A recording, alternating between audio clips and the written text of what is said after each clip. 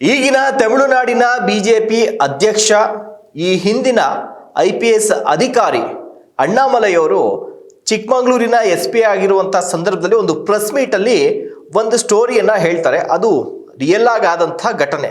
ಒಂದು ಪ್ರಕರಣವನ್ನು, ಅಂದರೆ ಕಳ್ಳತನದ ಪ್ರಕರಣವನ್ನು ಭೇದಿಸಿರ್ತಾರೆ. ಆ ಕಳ್ಳತನ ಹೇಗಾಯಿತು ಅನ್ನೋದ್ರ ಬಗ್ಗೆ ಅಲ್ಲೇ ಒಂದಷ್ಟು ಇಂಟ್ರೆಸ್ಟಿಂಗ್ ವಿಚಾರವನ್ನು ಹೇಳಿರ್ತಾರೆ. ಆ ಮನೆಗೆ ಕನ್ನವನ್ನು ಹಾಕಿದಂಥ ಕಳ್ಳರು 2 ದಿನನೋ 3 ದಿನನೋ ಆ ಮನೆಯಲ್ಲೇ ಇದ್ದು ಅಡುಗೆ ಊಟ ಎಲ್ಲ ಮಾಡಿ ಅಲ್ಲೇ ಮಲಗಿದ್ದು, ಅಲ್ಲೇ ಕುಡಿದು ತಿಂದು ಆಮೇಲೆ ಎಲ್ಲವನ್ನ ಎತ್ಕೊಂಡು ಹೋಗಿರ್ತಾರೆ, ಕಳ್ಳತನ ಮಾಡ್ಕೊಂಡು ಹೋಗಿರ್ತಾರೆ. ಇದನ್ನ ವಿಚಾರಣೆ ಸಂದರ್ಭದಲ್ಲಿ ಆ ಕಳ್ಳರನ್ನ ಬಾಯಿ ಬಿಡಿಸಿದಾಗ, ಹೇಗೆ ಸಾಮಾನ್ಯ ಕಳ್ಳತನ ಮಾಡ್ಕೊಂಡು ಆದಷ್ಟು ಬೇಗ ಅಲ್ಲಿಂದ ಹೋಗ್ಬಿಡ್ತಾರೆ, ನೀವು 2 ದಿನ 3 ದಿನ ಅದೇ ಮನೇಲಿದ್ದು ಅಡುಗೆ ಊಟ ಎಲ್ಲ ಮಾಡ್ಕೊಂಡು ತಿನ್ಕೊಂಡು ಅಷ್ಟು ಆರಾಮಾಗಿದ್ರಲ್ಲ, ಹೇಗೆ ಇದು ಅಂತ ಕೇಳಿದಾಗ ಅವ್ರು ಹೇಳ್ತಾರೆ, ಇಲ್ಲ ಅವರು ಎಲ್ಲಿಗೆ ಹೋಗ್ತಾ ಇದ್ದೀವಿ, ಎಲ್ಲಿದ್ದೀವಿ, ಎಷ್ಟು ದಿನ ಆದಮೇಲೆ ಬರ್ತೀವಿ ಅಂತೆಲ್ಲ ಹೇಳಿ ಅವ್ರು ಫೇಸ್ಬುಕ್ಕಲ್ಲಿ ಡೀಟೇಲ್ ಆಗಿ ಅಪ್ಡೇಟ್ ಮಾಡ್ತಾಯಿದ್ರು. ಇವತ್ತು ಇಲ್ಲಿದ್ದೀವಿ, ನಾಳೆ ಇಲ್ಲಿ ಹೋಗ್ತಾ ಇದ್ದೀವಿ, ನಾಡಿದ್ದು ಇಲ್ಲಿ ಇಷ್ಟು ದಿನ ಆದಮೇಲೆ ನಾವು ನಮ್ಮ ಮನೆಗೆ ಬರ್ತೀವಿ, ನಮ್ಮ ಊರಿಗೆ ಅಂತ ಹೇಳಿದರು. ಅದು ಅಪ್ಡೇಟ್ಸ್ ನನಗೆ ನಾನು ಫೇಸ್ಬುಕ್ಕಲ್ಲಿ ಅವ್ರಿಗೆ ಫ್ರೆಂಡ್ ಆಗಿದೆ, ಹೀಗಾಗಿ ನೋಡಿಕೊಂಡು ಅಪ್ಡೇಟ್ಸ್ ಎಲ್ಲ ನೋಡಿಕೊಂಡು ಅದಕ್ಕೋಸ್ಕರ ಆ ಧೈರ್ಯದಲ್ಲಿ ಇಲ್ಲಿದ್ದು ಅಂತ ಹೇಳ್ಬಿಟ್ಟು.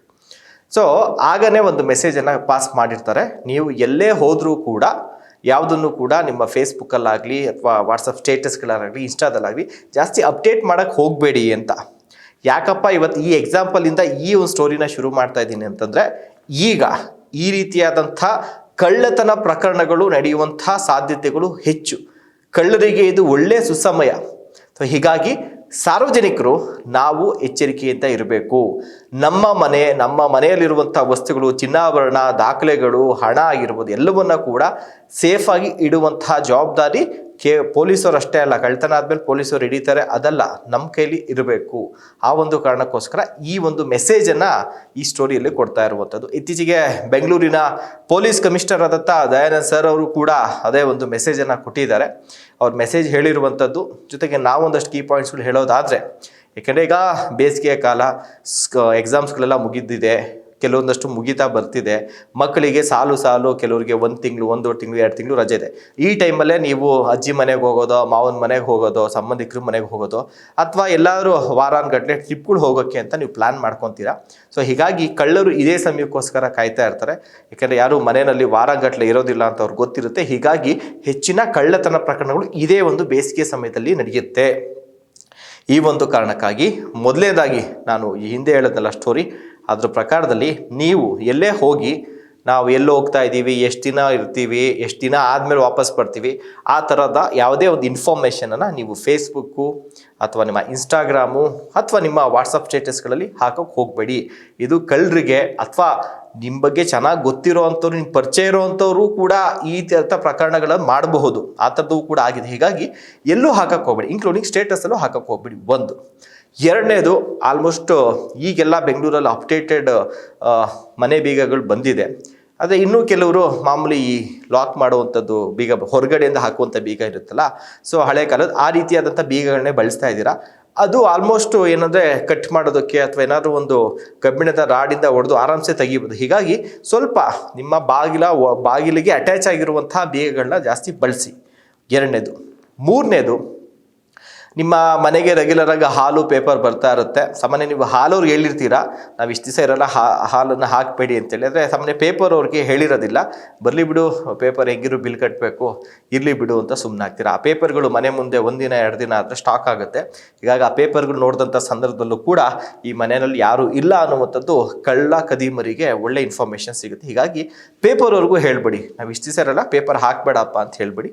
ಒಂದು ಅದಾದಮೇಲೆ ಸಾಮಾನ್ಯವಾಗಿ ನೀವೇನು ಮಾಡ್ತೀರಾ, ಕೀನ ಈ ಎಲ್ಲಿ ಅಂದರೆ ಪಾಟ್ ಇದ್ದರೆ ಪಾಟ್ ಕೆಳಗಡೆ ಇಡೋದು, ತುಳಸಿ ಕಟ್ಟೆ ಒಳಗಡೆ ಇಡುವಂಥದ್ದು, ಶೂ ಇದೆ ಶೂ ಒಳಗಡೆ, ಮ್ಯಾಟ್ ಇದ್ದರೆ ಮ್ಯಾಟ್ ಕೆಳಗಡೆ, ಮೇಲೆ ಸಜ್ಜೆ ಇದ್ದರೆ ಸಜ್ಜೆ ಮೇಲೆ ಇಡುವಂಥದ್ದು, ಈ ರೀತಿಯಾಗಿ ಮಾಡ್ತೀರಾ. ಇವೆಲ್ಲವೂ ಕೂಡ ಕಾಮನ್ನಾಗಿ ಗೊತ್ತಿರುವಂಥ ಒಂದು ಪ್ಲೇಸ್ಗಳೇ. ಹೀಗಾಗಿ ಕಳ್ಳರಿಗೂ ಕೂಡ ಆ ಥರ ಜಾಗಗಳು ಗೊತ್ತಿರುತ್ತೆ. ಅವರು ಕೂಡ ಅಲ್ಲೆಲ್ಲ ಫಸ್ಟ್ ಸರ್ಚ್ ಮಾಡಿ, ಕೀ ಇದೆಯಾ, ಯಾಕಪ್ಪ ಕಷ್ಟಪಟ್ಟು ಬೀಗ ಮುರಿಯಬೇಕು, ಕೀ ಸಾಮಾನ್ಯ ಇಟ್ಟಿರ್ತಾರೆ ಅಂತೇಳಿ ಆ ಕೀಗಳನ್ನ ಎತ್ಕೊತಾರೆ. ಹೀಗಾಗಿ ಕೀನ ಎಲ್ಲೂ ಇಡಕ್ಕೆ ಹೋಗಬೇಡಿ. ಇನ್ನು ನಿಮ್ಮ ಮನೆಯಲ್ಲಿ ತುಂಬ ಬೆಲೆ ಬಾಳುವಂಥ ಚಿನ್ನಾಭರಣಗಳು ಅಥವಾ ಪ್ರಮುಖ ಡಾಕ್ಯುಮೆಂಟ್ಗಳು ಏನಾದ್ರು ಇತ್ತು ಅಂತಂದರೆ ಅವೆಲ್ಲವನ್ನ ಕೂಡ ಇನ್ಕ್ಲೂಡಿಂಗ್ ನಿಮ್ಮ ಏನು ಡೆಬಿಟ್ ಕಾರ್ಡು ಕ್ರೆಡಿಟ್ ಕಾರ್ಡ್ ಇತ್ತಲ್ಲ ಅವು ಕೂಡ ಇತ್ತು ಅಂದರೆ ಎಲ್ಲವನ್ನ ತೆಗೆದುಕೊಂಡೋಗಿ ನಿಮ್ಮ ಹತ್ತಿರ ಇರುವಂತಹ ಒಂದು ಒಳ್ಳೆ ಸೇಫ್ ಲಾಕರ್ ಇರುವಂಥ ಬ್ಯಾಂಕ್ಗಳಲ್ಲಿ ಆ ಲಾಕರ್ನಲ್ಲಿ ಇಟ್ಬಿಟ್ಟು ಹೋಗಿ. ಅದಕ್ಕೆ ಒಂದು ನಾಮಿನಲ್ ಫೀಸ್ ತೊಗೊತಾರೆ. ಅದಕ್ಕೆ ಯಾಕಪ್ಪ ನಾಮಿನಲ್ ಫೀಸ್ ಕೊಡಬೇಕು ಅಂತ ಏನಾದರೂ ನೀವು ಹಂಗೆ ನಿರ್ಲಕ್ಷ್ಯ ಮಾಡಿಬಿಟ್ಟು ಹೋದರೆ ಮನೆ ಕಳ್ತನ ಆಯಿತು ಎಲ್ಲವೂ ಹೋಗ್ಬಿಡುತ್ತೆ. ಹೀಗಾಗಿ ಆದಷ್ಟು ನಿಮ್ಮ ಡಾಕ್ಯುಮೆಂಟ್ಸ್ಗಳು, ಹಣ, ಚಿನ್ನಾಭರಣ ಎಲ್ಲವನ್ನ ಕೂಡ ಬ್ಯಾಂಕ್ನ ಲಾಕರ್ನಲ್ಲಿ ಇಡುವಂಥ ಒಂದು ವ್ಯವಸ್ಥೆಯನ್ನು ಮಾಡ್ಕೊಳ್ಳಿ. ಒಂದು ತುಂಬ ದಿನ ನೀವೇನಾದ್ರು ಬರಲ್ಲ ಅಥವಾ ಏನೋ ಒಂದು ಆಗ್ಬಿಡುತ್ತೆ ಅಂತ ನಿಮ್ಗೆ ಏನಾದ್ರು ಒಂದು ಆತಂಕ ಇತ್ತು ಅಂತಂದರೆ ನಿಯರ್ ಬೈ ಸ್ಟೇಷನ್ಗೆ ನೀವು ಒಂದು ಇನ್ಫಾರ್ಮ್ ಮಾಡಬಹುದು. ಬಟ್ ಆದರೆ ಎಷ್ಟು ಮಟ್ಟಿಗೆ ಪೊಲೀಸರು ನಿಮ್ಮ ಮನೇನ ಕಾಯ್ತಾರೆ ಅನ್ನುವಂಥದ್ದು ಕಷ್ಟ. ಬಟ್ ಆದರೂ ಒಂದು ಇನ್ಫಾರ್ಮ್ ಮಾಡ್ಬೋದು, ಸರ್ ನಾವು ಒಂದು 2 ತಿಂಗಳು ಮನೇಲಿ ಬರ್ತಾ ಇಲ್ಲ, ಸೊ ನಮ್ಮ ಮನೆ ಕಡೆ ಸ್ವಲ್ಪ ದಯಮಾಡಿ ನೈಟ್ ರೋಡ್ಸ್ ಬಂದಾಗ ಒಂದು ಕಡೆ ಒಂದು ಕಣ್ಣು ಇಟ್ಟಿರಿ ಸರ್ ಅಂತ ಒಂದು ರಿಕ್ವೆಸ್ಟ್ ಅಂತೂ ನೀವು ಮಾಡಬಹುದು. ಅದೊಂದು ಆಪ್ಷನ್ ಇದೆ. ಇದರ ಜೊತೆಗೆ ಆದಷ್ಟು ಯಾವ್ದಾದ್ರು ಒಂದು ಲೈಟನ್ನು ಹಾಕ್ಬಿಟ್ಟು ಹೋಗಿ. ಅಂದರೆ ಲೈಟ್ ಅಂದರೆ ಆಚೆಗೆ ಬಾಗಿಲಿಗೆ ಕಾಣುವಂಥ ಲೈಟ್, ಯಾವುದೋ ರೂಮಲ್ಲಿರೋ ಲೈಟ್ ಅಲ್ಲ. ಸಪೋಸ್ ಬಾಗಿಲಿಗೆ ರೋಡು ಕಾಣುವಂಥದ್ರೆ ಹಾಲ್ ಇರುತ್ತೆ, ಹಾಲಲ್ಲಿ ಒಂದು ಚಿಕ್ಕದಾಗಿ ಒಂದು ಲೈಟ್ನ ಹಾಕ್ಬಿಟ್ಟು ಹೋಗಿ. ಸ್ವಲ್ಪ ಬಿಲ್ ಬರ್ಬೋದು, ಬಟ್ ಲೈಟ್ ಉರಿತಾ ಇರೋದ್ರಿಂದಾಗಿ ಮನೆಯಲ್ಲಿ ಯಾರೋ ಇದ್ದಾರೆ ಅಂಥೇಳಿ ಕಳ್ಳರು ನಿಮ್ಮ ಮನೆಯನ್ನು ಸೆಕೆಂಡ್ ಆಪ್ಷನ್ ಆಗಿ ಇಟ್ಕೊತಾರೆ. ಅಷ್ಟು ಈಸಿಯಾಗಿ ನಿಮ್ಮ ಮನೆ ಕಡೆ ಬರೋದಿಲ್ಲ. ಒಂದು ಮತ್ತು ಗೇಟ್ಗಳಿಗೂ ಅಷ್ಟೇ ಆದಷ್ಟು ಒಳಭಾಗದಿಂದ ನೀವು ಲಾಕನ್ನು ಹಾಕುವಂಥ ವ್ಯವಸ್ಥೆಯನ್ನು ಮಾಡ್ಕೊಳ್ಳಿ ಅನ್ನುವಂಥ ಸಲಹೆಯನ್ನು ಕೂಡ ಕೊಟ್ಟಿದ್ದಾರೆ.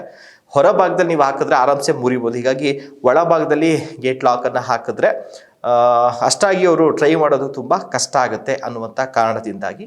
ಮತ್ತು ಬೇಸಿಗೆ ಕಾಲ ಇದೆ, ಹೀಗಾಗಿ ಸ್ವಲ್ಪ ಮನೆಯಲ್ಲಿ ಹೀಟ್ ಜಾಸ್ತಿ ಇರುತ್ತೆ. ಹೀಗಾಗಿ ಸ್ವಲ್ಪ ಗಾಳಿ ಒಳಗಡೆ ಬಂದು ಹೋಗಲಿ ಅಂತ ಯಾವುದೇ ಕಿಟಕಿಗಳನ್ನ, ಸಣ್ಣ ಪುಟ್ಟ ಯಾವ್ದಾದ್ರು ಚಿಕ್ಕ ಚಿಕ್ಕ ಕಿಟಕಿಗಳು ಇರ್ತಾವಲ್ಲ ಆ ಥರದ್ದು ಯಾವುದನ್ನು ಕೂಡ ನೀವು ಓಪನ್ ಮಾಡಿ ಹೋಗಬೇಡಿ. ಎಲ್ಲವನ್ನು ಕೂಡ ನೀಟಾಗಿ ಕ್ಲೋಸ್ ಮಾಡ್ಕೊಂಡು ಹೋಗಿ.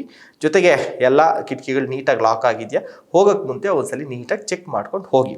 ಇದ್ರ ಜೊತೆಗೆ ಇನ್ನೊಂದು, ನೀವು ಗ್ಯಾಸ್ ಕನೆಕ್ಷನ್ ಏನಿರುತ್ತಲ್ಲ, ಸೊ ಈ ಗ್ಯಾಸ್ ಕನೆಕ್ಷನ್ ಆದಷ್ಟು ನಿಮ್ಮದು ಮನೇಲಿರುವಂಥ ಅಡುಗೆ ಮನೆಯ ಗ್ಯಾಸ್ ಕನೆಕ್ಷನ್ ಇರುತ್ತಲ್ಲ ಅದನ್ನು ಸಿಲಿಂಡ್ರಿಂದ ಸಪ್ರೇಟ್ ಮಾಡಿಬಿಡಿ. ನೀವು ಪೈಪ್ ಹಾಕಿ ಹೋಗಿರ್ತೀರಿ, ಒಂದೊಂದು ಟೈಮ್ ಆಫ್ ಮಾಡಿರೋದಿಲ್ಲ, ಬೇಸಿಗೆ ಬೇರೆ ಇದೆ ತುಂಬ, ಈ ಒಂದು ಹೀಟ್ಗೆ ಏನಾದರೂ ಸಮಸ್ಯೆಗಳಾಗ್ಬೋದು. ಹೀಗಾಗಿ ನೀವು ಒಂದು 3-4 ದಿನ ಹೋಗ್ತೀನಿ ಅಂತಂದ್ರೂ ಕೂಡ ನಿಮ್ಮ ಮನೆಯ ಗ್ಯಾಸ್ ರೆಗ್ಯುಲೇಟರ್ ಇದೆಯಲ್ಲ ಅದನ್ನೇ ತೆಗೆದುಬಿಟ್ಟು ಸಪ್ರೇಟಾಗಿ ಸಿಲಿಂಡ್ರನ್ನ ಹೊರಗಡೆ ಇಟ್ಬಿಟ್ಟು, ಸಾಧ್ಯ ಆದರೆ ಸಿಲಿಂಡ್ರನ್ನ ಸೇಫಾಗಿ ಅಂದರೆ ಮನೆ ಒಳಗಡೆ ಇರೋಂಥ ಸಿಲಿಂಡ್ರನ್ನ ಆಚೆಗಡೆ ಅದಕ್ಕೆ ಅಂತೇಳಿ ಒಂದು ಮೆಸ್ಕೀಸ್ ಮಾಡಿಸಿರ್ತಾರಲ್ಲ ಅಲ್ಲಿ ಇಟ್ಬಿಟ್ಟು ಹೋಗುವಂಥದ್ದು ಬಹಳ ಒಳ್ಳೆಯದು ಅನ್ನುವಂಥದ್ದು. ಇದರ ಜೊತೆಗೆ ಇನ್ನು ಸುರಕ್ಷತೆ ಅಂದರೆ ಲೈಕ್ ಫೈರ್ ವಿಚಾರಕ್ಕೆ ಸಂಬಂಧಪಟ್ಟ ಎಲ್ಲರೂ ಚಾರ್ಜರು ಈ ಥರ ಹಾಕಿ ಸ್ವಿಚ್ ಆನ್ ಮಾಡಿ ಹೋಗಿರ್ತೀರ. ಸೊ ಹೀಗಾಗಿ ಅವನ್ನೆಲ್ಲವನ್ನು ಕೂಡ ಸೇಫಾಗಿ ನೋಡ್ಕೊಂಡು ಹೋಗಿ.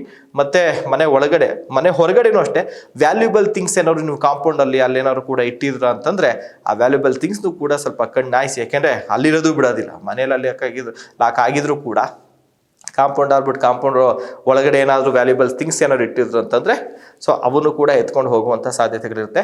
ಮತ್ತು ನೀವು ಕಾರ್ ಏನಿರುತ್ತೆ, ಕಾರ್ ನಿಲ್ಲಿಸಿರ್ತಾರಲ್ಲ ಕಾರ್ನೂ ಕೂಡ ಅಷ್ಟೇ ತುಂಬ ನೀಟಾಗಿ ಲಾಕ್ ಮಾಡಿ.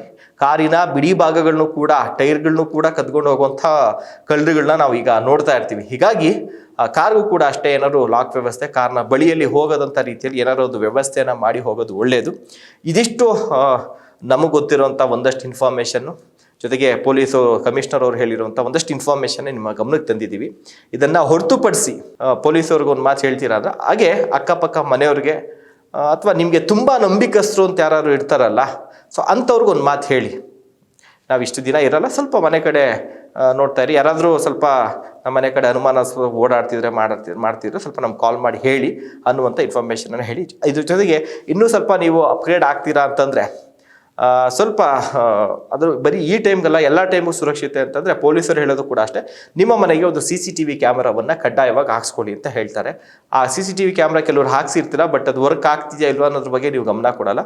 ಕರೆಕ್ಟ್ ಡೈರೆಕ್ಷನಲ್ಲಿ ಇದೆಯಾ, ಎಲ್ಲೆಲ್ಲೋ ತಿರ್ಕೊಂಬಿಟ್ಟಿರ್ತವೆ ಗಾಳಿಗೆ ಅಥವಾ ಏನೋ ಒಂದು ಪ್ರಾಬ್ಲಮ್ ಆಗಿಬಿಟ್ಟು, ಹೀಗಾಗಿ ಮೇಂಟೆನೆನ್ಸ್ ಇಲ್ಲದೆ, ಹೀಗಾಗಿ ಕರೆಕ್ಟಾಗಿ ಅದು ವರ್ಕ್ ಮಾಡ್ತಾ ಇದೆ. ಜೊತೆಗೆ ಎಲ್ಲಿ ಆಯಕಟ್ಟಿನ ಸ್ಥಳಗಳು ಅಂದರೆ ಈಗ ಒಂದು ಏನೋ ಅಲ್ಲ ಒಂದು ಕ್ರೈಮ್ ಆಗುತ್ತೆ, ಒಂದು ಕಳ್ಳತನ ಏನಾದ್ರು ಆಗುತ್ತೆ ಅಂತಂದರೆ ಅಲ್ಲಿಗೆ ಆ ಡೋರ್ಗೆ ಕರೆಕ್ಟಾಗಿರಬೇಕು, ಗೇಟ್ ಕಡೆ ಕರೆಕ್ಟಾಗಿರಬೇಕು ಕ್ಯಾಮ್ರಾ. ಆ ರೀತಿಯಾಗಿ ಎಲ್ಲವನ್ನು ಕೂಡ ನೋಡ್ಕೊಳ್ಳಿ. ಕ್ಯಾಮ್ರಾ ವರ್ಕ್ ಆಗ್ತಿದೆಯಾ ನೀಟಾಗಿ ಅನ್ನುವಂಥದ್ದನ್ನ ನೀಟಾಗಿ ಅಬ್ಸರ್ವ್ ಮಾಡಿ. ಅದ್ರ ಜೊತೆಗೆ ಒಂದು ಸೈರನ್ಗಳು ಕೂಡ ಈಗ ಬಂದಿದೆ.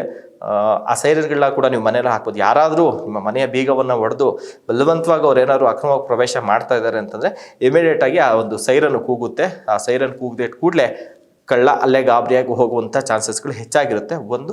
ಅಥವಾ ಆ ಸೈರನಿನ ಅಲಾರಮ್ ಏನಿರುತ್ತಲ್ಲ ಅದು ನಿಯರ್ ಬೈ ಪೊಲೀಸ್ ಸ್ಟೇಷನ್ಗೂ ಕೂಡ ಸಂಪರ್ಕ ಇರುತ್ತೆ. ಹೀಗಾಗಿ ಇದು ಕೂಡ ನಿಮಗೆ ಹೆಲ್ಪ್ ಆಗುವಂಥ ಸಾಧ್ಯತೆಗಳಿದೆ.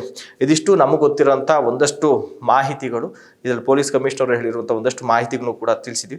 ಇದನ್ನು ಹೊರತುಪಡಿಸಿ ಕೂಡ ಇನ್ನೇನಾದ್ರು ಕೂಡ ಒಂದಷ್ಟು ಜಾಗೃತಿಯನ್ನು, ಮುನ್ನೆಚ್ಚರಿಕೆ ಕ್ರಮವನ್ನು ವಹಿಸಬಹುದು ಅನ್ನೋಂಥದ್ದು ನಿಮ್ಗೆ ಗೊತ್ತಿದ್ರೆ ದಯಮಾಡಿ ಕಮೆಂಟ್ ಬಾಕ್ಸಲ್ಲಿ ತಿಳಿಸಿ. ಜೊತೆಗೆ ಆದಷ್ಟು ಸ್ವಲ್ಪ ಇದನ್ನು ಶೇರ್ ಮಾಡಿ.